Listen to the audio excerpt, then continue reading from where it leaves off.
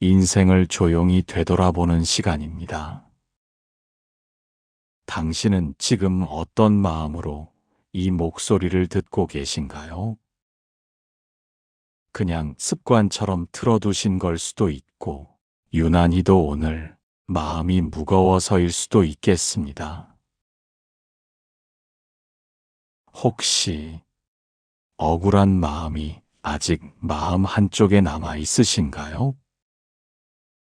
말도 안 되는 일들, 설명해도 아무도 알아주지 않았던 일들, 시간이 지나도 마음 한쪽에 남아있는 일들 말입니다. 오늘 이야기는 공부가 아닙니다. 누군가를 가르치려는 시간도 아닙니다. 그저 당신이 혼자 삼켜온 마음을 누군가가 그랬겠다 하고 조용히 옆에 앉아 함께 들어주는 시간이면 합니다. 오늘은 당신의 세월을 조금만 같이 바라보겠습니다. 억울함을 품고 늙어간다는 것. 그건 생각보다 무겁고 대부분 혼자서 들고 가는 마음입니다. 오늘은 그 무게를 잠깐만 같이 들어보겠습니다. 조선시대에 한 사람이 있었습니다. 이름은 정약용입니다. 하지만 오늘 이 시간에 그는 역사책 속의 위인이 아닙니다. 존경의 대상도 아니고 교훈의 상징도 아닙니다. 그는 억울함을 안고 오래 버틴 한 사람입니다. 전해지는 기록에 따르면 그는 어느 날 한꺼번에 많은 것을 잃습니다. 집도 잃고 벼슬도 잃고 사람들의 시선도 자기가 서 있던 자리도 모두 잃습니다. 무언가 큰 죄를 지어서라기보다는 시대의 흐름 속에서 그가 설 자리가 사라졌기 때문이라고 전해집니다. 사람이 살다 보면 그런 때가 있습니다.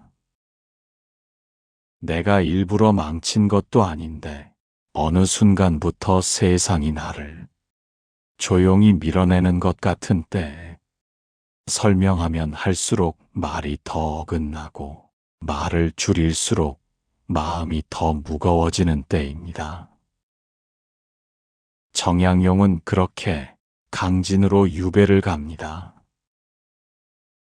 유배는 단순히 장소를 옮기는 일이 아니었습니다. 사람들 사이에서 멀어지고 세상에서 조금씩 지워지는 일이었습니다. 그는 그곳에서 18해를 살았습니다. 18해는 짧지 않은 시간입니다. 아이가 태어나 어른이 될 만큼의 시간이고 젊음이 지나 중년이 되는 만큼의 시간입니다. 그 긴 시간을 그는 억울함과 함께 살아갑니다. 억울하다는 건 단순히 화가 나는 것과는 다릅니다. 화는 터뜨리면 잠깐은 사라지지만 억울함은 가슴 안쪽에 오래 남습니다. 내 안에는 분명 옳다고 느껴지는 게 있는데 그걸 꺼내 보여줄 길이 없는 상태. 내가 겪은 일이 분명 잘못되었는데 아무도 그걸 인정해주지 않는 상태.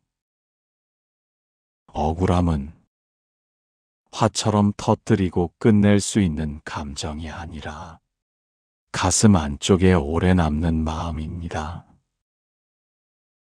그래서 억울함은 가슴 안쪽에 돌처럼 남습니다. 정약용은 그 억울함을 크게 외치지 못했습니다. 외친다고 세상이 바뀌는 때가 아니었고 오히려 더 큰 벌로 돌아올 수도 있었기 때문입니다. 그래서 사람은 종종 이렇게 선택합니다. 말하지 말자. 삼키자. 오늘만 넘기자. 하루가 지나고 계절이 지나고 또 계절이 옵니다. 몸은 시간을 지나가는데 마음은 한자리에 오래 머뭅니다. 억울함을 오래 품은 사람들에게는 공통된 말버릇이 있습니다. 괜찮아. 다 지난 일이야. 이제 와서 뭐. 이 말들은 강한 말처럼 들리지만 사실은 스스로를 눌러놓는 말입니다. 억울함은 말을 많이 할수록 사라지는 게 아니라 말을 못하게 될수록 몸 안쪽으로 내려갑니다. 낮에는 아무렇지 않은 척하고 밤에만 혼자 무너지는 이유도 거기에 있습니다. 이쯤에서 잠깐만 숨을 고르겠습니다. 지금 이 이야기가 조금 무겁게 느껴진다면 그건 당신이 이 이야기를 잘 듣고 계시다는 뜻일지도 모릅니다. 사람들은 정약용의 글을 두고 깊은 사상, 위대한 철학이라고 말합니다. 하지만 조금 다른 각도에서 바라볼 수도 있습니다. 그에게 글쓰기는 사상 이전에 살아남기 위한 방식이었을지도 모릅니다. 힘든 시간을 건널 때 사람들은 저마다 무언가를 합니다. 뜨개질을 하기도 하고, 텃밭을 가꾸기도 하고, 같은 길을 매일 산책하기도 하고, 말없이 일기를 쓰기도 합니다. 그게 꼭 즐거워서가 아닙니다. 그걸 하지 않으면 마음이 더 가라앉을 것 같아서입니다.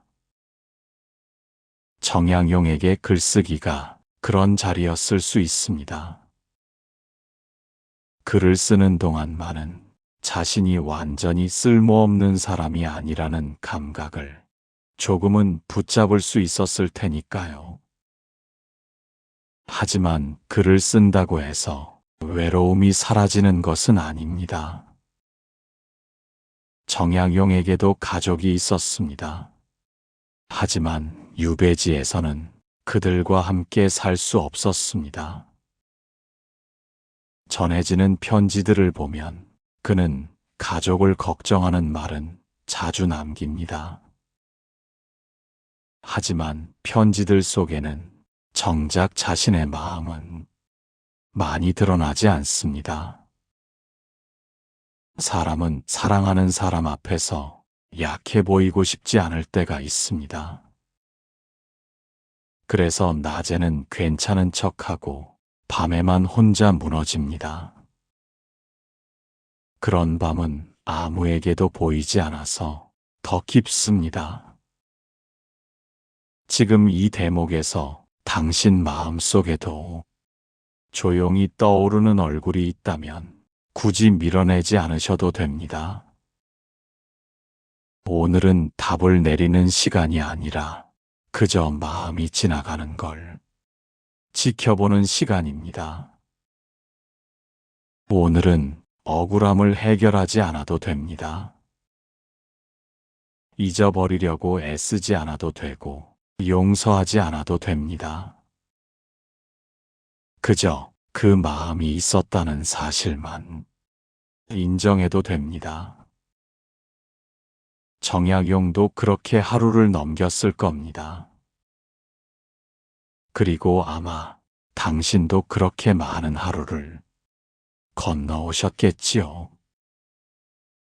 대단해서가 아니라 넘기지 않으면 살 수 없었기 때문에 당신이 겪어온 세월은 누가 대신 가볍게 평가할 수 없습니다. 그래서 오늘은 괜찮다 말하지 않겠습니다. 대신 이렇게만 말하겠습니다. 당신이 그렇게 버텨온 날들은 아무 의미 없는 날이 아니었습니다. 그날들 위에 지금의 당신이 서 있습니다. 오늘은 여기까지입니다. 아무것도 결론 내리지 않으셔도 됩니다. 그저 오늘의 마음이 조금만 덜 무거웠다면 그것으로 충분합니다. 다음 이야기에서 다시 조용히 이어가겠습니다.